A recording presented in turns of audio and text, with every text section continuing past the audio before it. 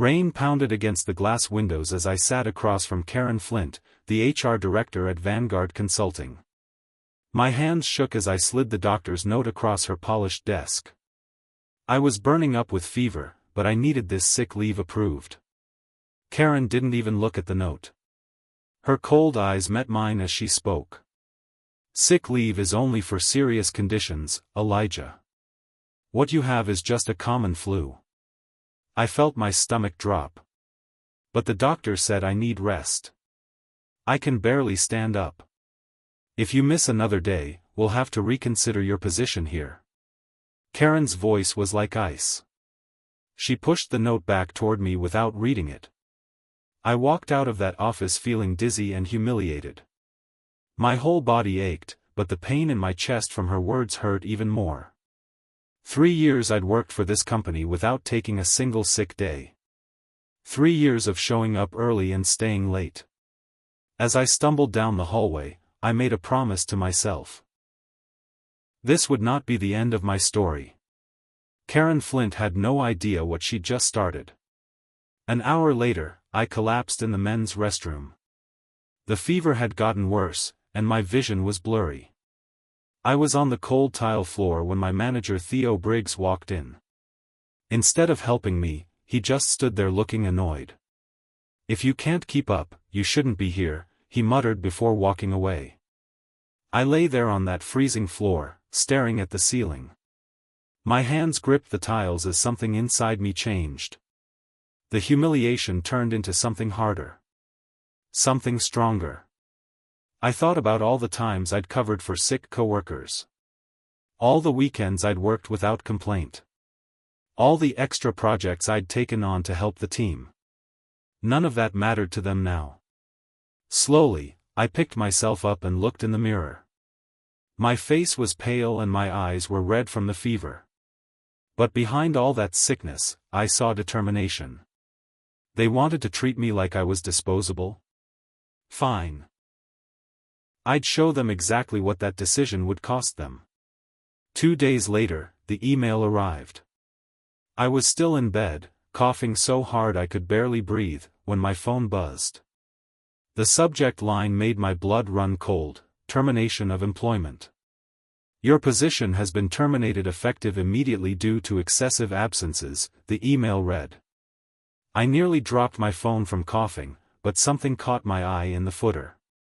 There was a small line about office lease renewals. My fever-clouded brain focused on those words. Vanguard's lease was expiring in 6 months. I read that line over and over again. Even through my sickness, I felt a spark of an idea forming. They'd fired me while I was sick, but they'd also given me information I could use. I saved that email and every document attached to it. If they wanted to play dirty, I could play that game too. But I'd play it better than they ever imagined. Karen Flint thought she'd gotten rid of a problem. She had no idea she'd just created her worst nightmare. While I was getting better at my brother's small apartment, I heard him watching something on his laptop. It was a property auction live stream.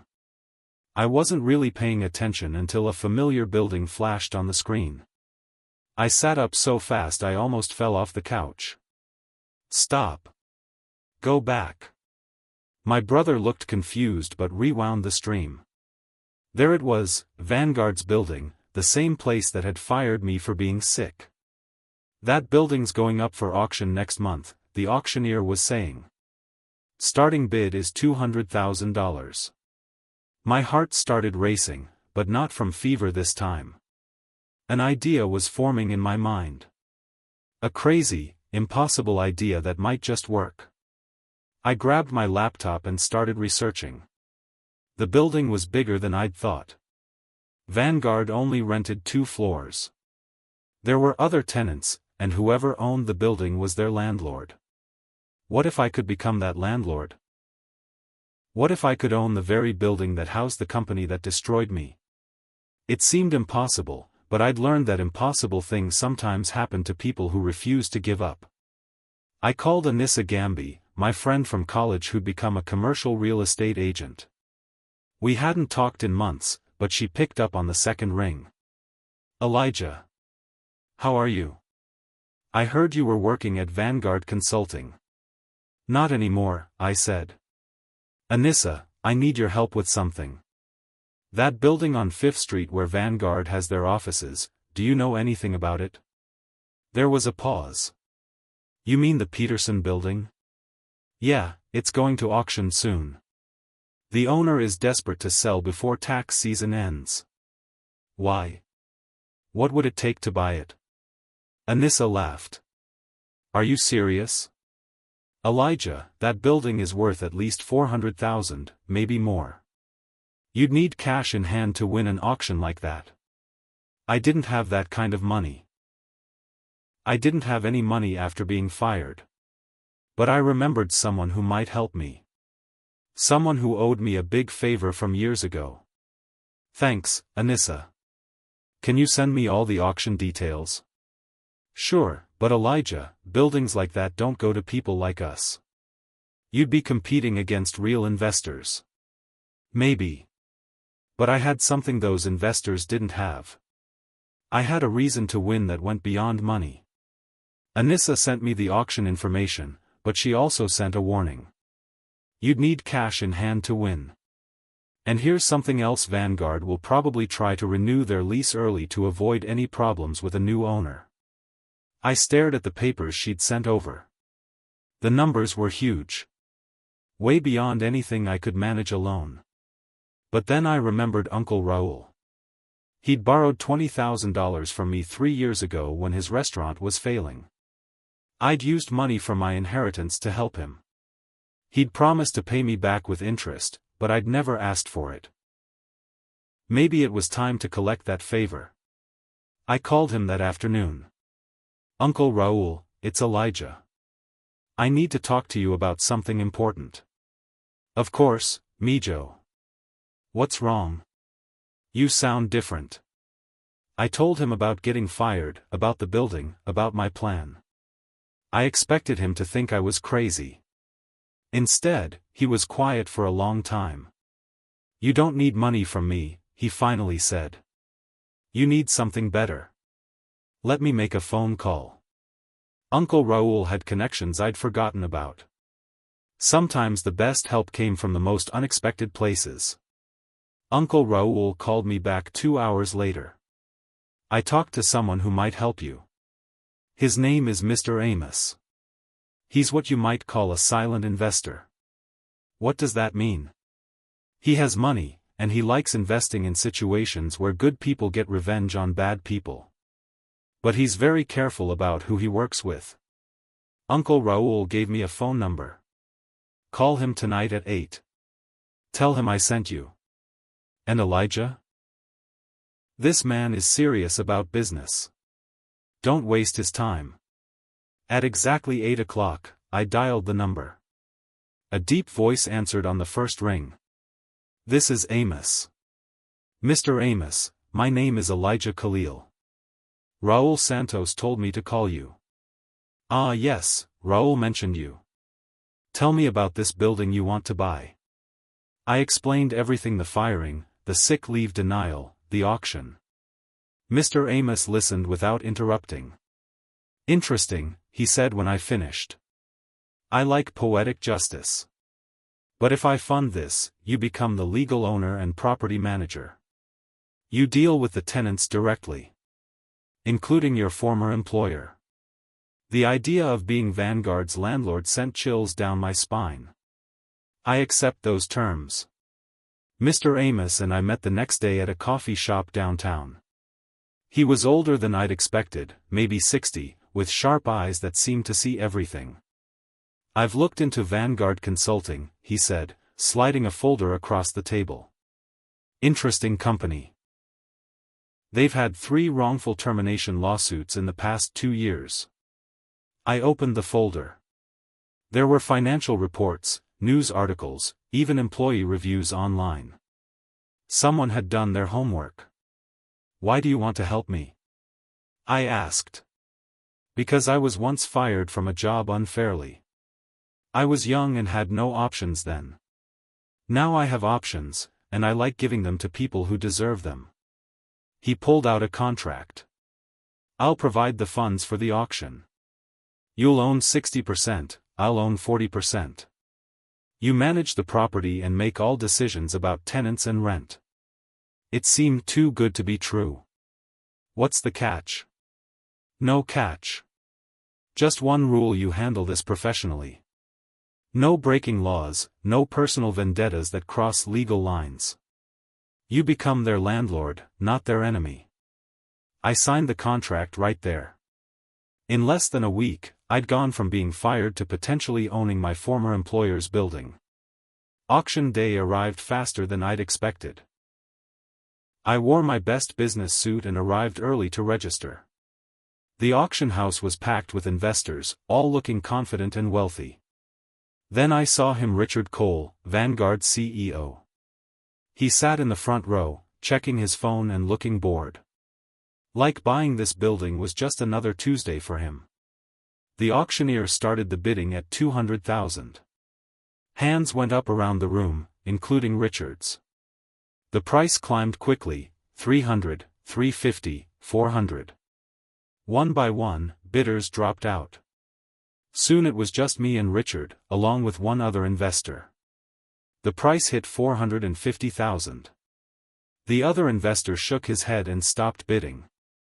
Richard looked confident as he bid $460. He turned around and saw me for the first time. His eyes widened in recognition, but he wasn't worried yet. $465, I called out. $470, Richard countered, but I saw him hesitate. $475. Richard paused, calculating. That 5-second hesitation told me everything. $475 going once, twice. I held my breath. Richard stayed silent. Sold to bidder number 47. I'd won. Richard's confident smile disappeared completely. 2 weeks later, I sat in my new office on the building's top floor, signing legal documents. I was officially the majority owner of the Peterson building. Which meant I was officially Vanguard Consulting's new landlord. My lawyer handed me a stack of papers. These are formal notifications for all tenants about the ownership change. They're required by law. I looked at the letter addressed to Vanguard Consulting. After everything they'd put me through, I'd be telling them who their new landlord was. The letter was simple and professional. Dear tenant, please be advised that the Peterson building has been sold. Your new landlord is Elijah Khalil of Khalil Property Management. I imagined Karen reading that letter. I imagined her spitting her coffee all over her desk when she saw my name. My assistant knocked on the door. The letters have been delivered to all tenants, Mr. Khalil. Thank you. I leaned back in my chair and looked out the window. Down below, I could see the parking lot where I used to park when I worked for Vanguard. Now I owned the building they worked in. Sometimes justice came in the strangest ways. A week later, I sent Vanguard their new lease renewal offer. The rent had been $12,000 a month. Their new rent would be $36,000 a month, triple what they'd been paying. My lawyer had assured me this was legal.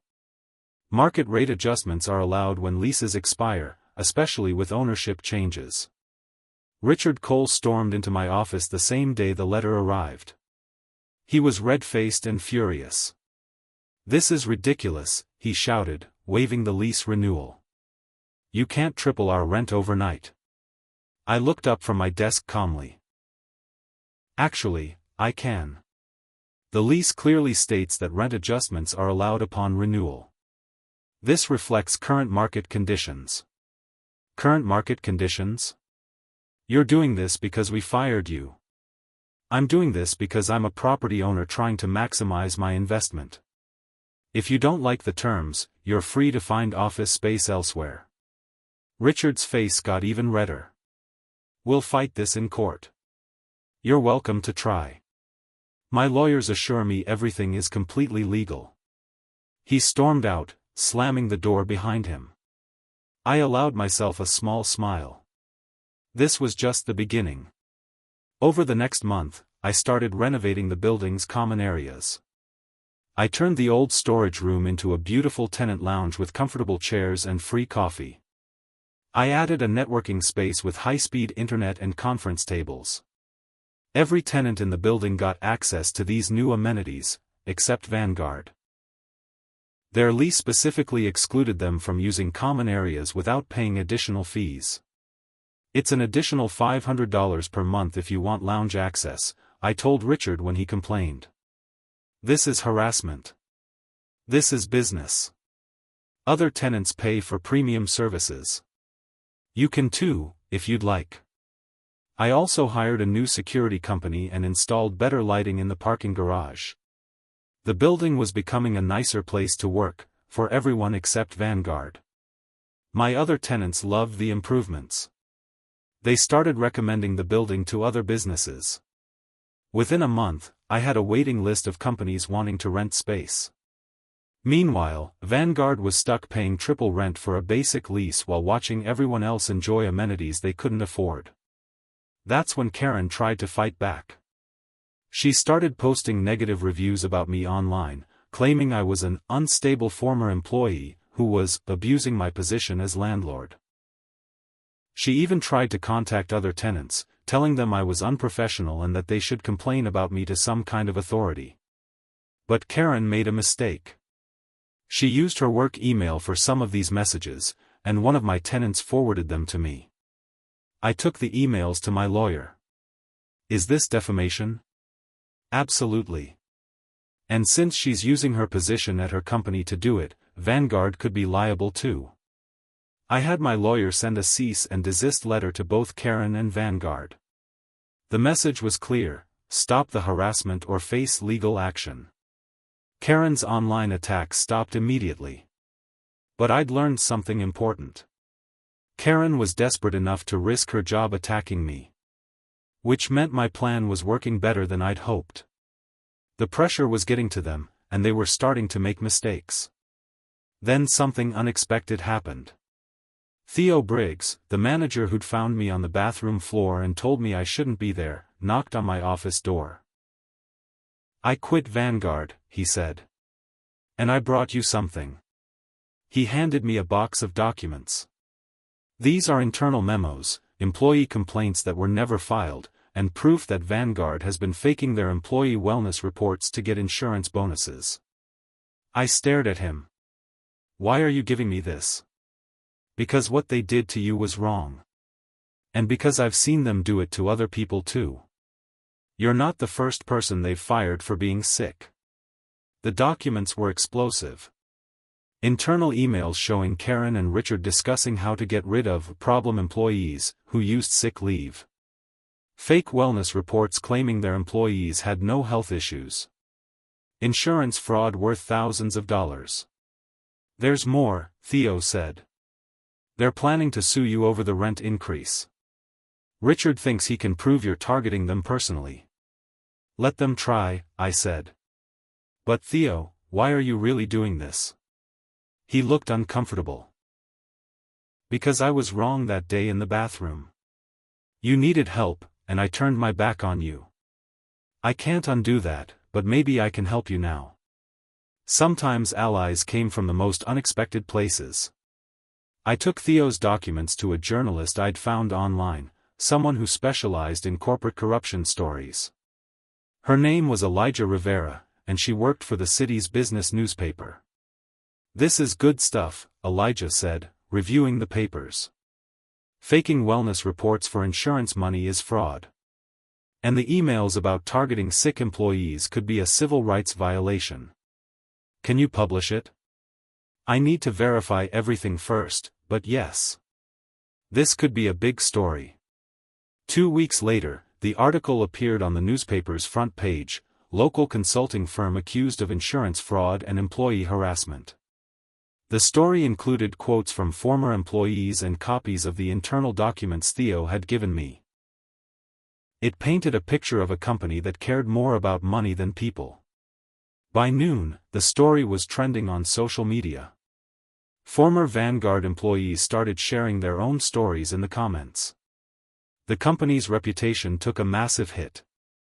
That afternoon, I got a call from one of Vanguard's biggest clients. They were pulling their contract, effective immediately. "We can't be associated with a company that treats employees this way," they said. I hadn't planned for the story to blow up this big, but I wasn't complaining. With their reputation damaged and money getting tight, Vanguard tried to renegotiate their lease early. Richard called and practically begged for a meeting. "We need to discuss more reasonable terms," he said. I scheduled the meeting for the following week, then rescheduled it 2 days before. Then I rescheduled it again. Every delay cost them money. They couldn't make long-term plans because they didn't know if they'd even have an office next month. Their cash flow was getting tighter every day they waited. "I'm sorry," I told Richard during our 4th rescheduled phone call. "I've been very busy with other tenants who actually pay their rent on time." Vanguard was current on their payments, but just barely. The triple rent was eating up most of their monthly income. Meanwhile, I was interviewing other companies who wanted their space. A non-profit organization that helped workers with legal issues was very interested in a long-term lease. "We could sign a 5-year contract at current market rates," their director told me. I kept that offer as backup, but I wasn't done with Vanguard yet. My other tenants started complaining about Vanguard's employees. Apparently, Karen and Richard were taking their frustrations out on everyone in the building. "They're rude in the elevators," one tenant told me. "And they've been hogging the parking spaces that aren't assigned to them." "Someone from their office was yelling on their phone in the lobby yesterday," said another. "It was very unprofessional. I used these complaints to create new building rules. No loud phone calls in common areas. No parking in unassigned spaces. Professional behavior required at all times." Vanguard violated 2 of these rules within the first week. I sent them a formal warning, along with a $50 fine for each violation. "This is harassment." Karen screamed when she called me. "This is property management," I replied calmly. "All tenants are expected to follow the same rules." The fines kept adding up. Between the triple rent and the penalty fees, Vanguard was bleeding money. Richard tried a different approach. He offered to buy the building from me at twice what I'd paid for it. "That's a generous offer," I said during our meeting. "But I'm not interested in selling. Everyone has a price. What's yours?" "There isn't one. I like being a landlord." Richard's face went red again. "You're doing Ty. I can make sure you never rent to anyone again." I stayed calm, but I was recording our conversation on my phone. Making threats against a landlord was not a smart legal move. "Is that all, Mr. Cole? I have other appointments today." He stormed out, but his threat had given me exactly what I needed for the next phase of my plan. Mr. Amos visited my office unannounced the next week. He'd been mostly hands-off since we bought the building, but now he seemed concerned. "I'm hearing interesting stories about this place," he said, sitting across from my desk. "What kind of stories?" "The kind that make lawyers rich." "Are you pushing too hard?" I explained about the threats, the harassment, the rule violations. Mr. Amos listened carefully. "You're handling this well," he said finally. "But I want you to know, I've had an offer to buy out your shares for double what we invested. Are you interested?" The offer was tempting. I could walk away right now with more money than I'd ever had. "Who made the offer?" "Richard Cole, through some investors he knows. He's desperate to get control of this building." I thought about it for exactly 2 seconds. "I'm not interested." "Good," Mr. Amos smiled. "I was hoping you'd say that. This is just getting interesting." He stood up to leave, then paused at the door. "By the way, that recording you made of his threats? Keep that safe. You might need it soon." 2 days later, I conducted a surprise building inspection. It was my right as the owner, and I'd given Vanguard the required 24 hours notice. What I found in their office was shocking. Confidential client files were scattered across open desks. Financial documents were visible to anyone walking by. They were violating basic privacy laws. "This is a serious problem," I told Richard as I documented everything with photos. "You're exposing client information in violation of privacy regulations. Those are just internal documents. These client files should be secured. This could result in regulatory fines for both your company and this building." I sent copies of my inspection report to the State Business Licensing Board and to Vanguard's insurance company. Within a week, they were facing a formal investigation for privacy violations. The insurance company raised their rates. The licensing board scheduled a hearing. Vanguard's legal problems were multiplying faster than they could handle them. I'd had enough. It was time to end this. I sent Vanguard a final notice: pay all outstanding fines and overdue fees, plus next month's rent in advance, or vacate the premises in 30 days. The total amount was over $50,000, money they clearly didn't have. Richard called me immediately. "You can't do this." "I can and I am. You've violated your lease multiple times, harassed other tenants, and threatened me personally. This is a legal eviction notice. We'll fight this in court. You're welcome to try, but you'll need to pay all outstanding amounts first." That afternoon, I got a call from my lawyer. Vanguard filed for an emergency injunction to stop the eviction. But they'll need to post a bond equal to the disputed amount. They didn't have $50,000 for a bond any more than they had it for the rent. The court date was set for the following month, but I wasn't worried. I had documentation of every violation, every threat, every unpaid fine. While Vanguard's lawyers scrambled to prepare their case, the story went viral online. The original newspaper article had been shared thousands of times, and now people were following the eviction like a TV show. Former employees kept posting their own stories about Vanguard. Current employees started looking for new jobs. Their reputation was completely destroyed. 3 more clients canceled their contracts. Their biggest competitor offered jobs to Vanguard's entire staff. Richard tried one last desperate move. He called a press conference claiming I was abusing my power as a landlord to get revenge. "This is a clear case of harassment," he told the reporters. "A disgruntled former employee is using his position to destroy a local business." But the reporters had done their homework. They asked him about the insurance fraud, the privacy violations, the threats he'd made against me. Richard's press conference backfired completely. Instead of getting sympathy, he looked like he was making excuses for his company's bad behavior. Eviction day arrived. I stood in the hallway watching as movers packed up Vanguard's desks and computers. After months of fighting, it was finally over. Karen walked past me carrying a box of her personal items. She was pale and tight-lipped, but she didn't say anything. Richard was the last to leave. He stopped in front of me with his final box. "This isn't over," he said. "Actually, it is," I replied. "Good luck finding a new office." I watched through the window as they loaded their stuff into a moving truck. 3 years ago, these people had controlled my life. They'd fired me for being sick and made me feel worthless. Now they were the ones packing boxes and looking for new jobs. It was the most satisfying moment of my entire life. Within a month, I'd leased Vanguard's old space to the nonprofit organization that helped workers with legal issues. They signed a 5-year lease at reasonable rates. "We love what you've done with this building," their director told me during the lease signing. "It's exactly the kind of place we want to be." The irony was perfect. The space that once housed a company that mistreated employees was now home to an organization that protected workers' rights. My other tenants were thriving too. The building was full, profitable, and had a great reputation in the business community.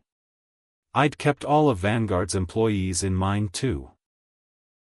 I'd written recommendation letters for the ones who'd been professional during the transition. Even Theo had found a better job at a company that valued its workers. Only Karen and Richard had struggled to find new positions. Word traveled fast in the business community about employers who mistreated their staff.